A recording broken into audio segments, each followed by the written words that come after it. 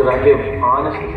Because honestly, I'm not sure if they would understand my definition from a past position. Maybe I could say how I thought love was my addiction to the bad things that I never had, acting out to get the attention I was missing. Or maybe how when that drained me mentally, I searched for love physically, intentionally looking to be instantly validated by somebody, only to embody the mindset that once the thrill was gone, I'd be on to the next.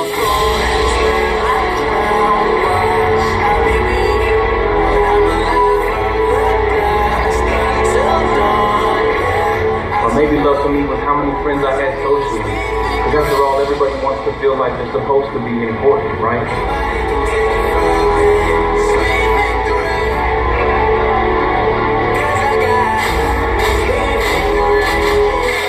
I contemplated long on what I would say, because I didn't want my answer to be filled with hate or fears, or low self-esteem, or how I did in life the person I had came to be.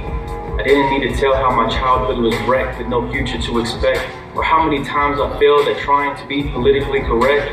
It didn't need all the hashtags on my IG, or how many times somebody gave me a retweet, or even the simple love letter that my crush gave to me in class while the teacher spoke and I didn't listen. Or better yet, I would want the witness to mention the greatest love letter ever written.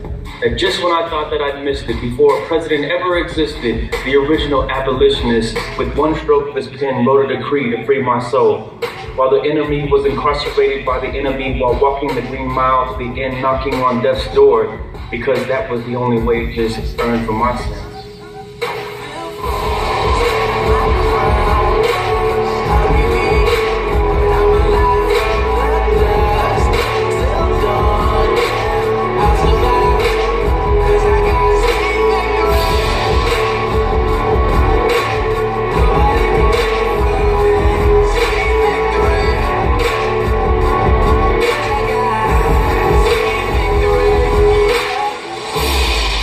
Liberated by this letter written so perfect by the author of salvation, the writer of all creation, and forwarded to every tongue, every tribe, all nations.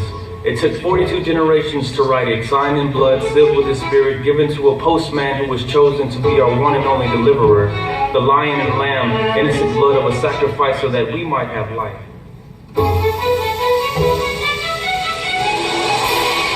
Despite the plan that they had to kill him so that the message would die with him, he knew that this was the only way that one day we would reside with him. So there he was on the cross, hung high, stretched wide.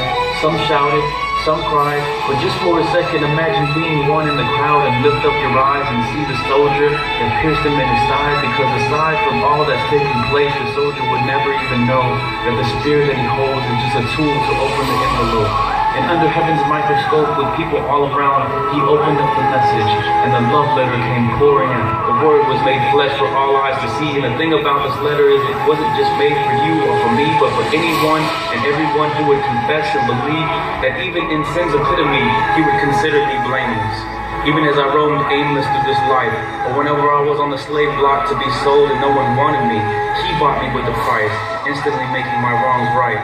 I'm no longer concerned with the cares of this world because he overcame it, taking me from shame to shameless, from being worthless to worth it, from being a problem to perfect, doing nothing to deserve it, only receiving the gift of grace. Because face to face with his enemies, he embraced the nails to his hands and feet. But those failed because love held him there.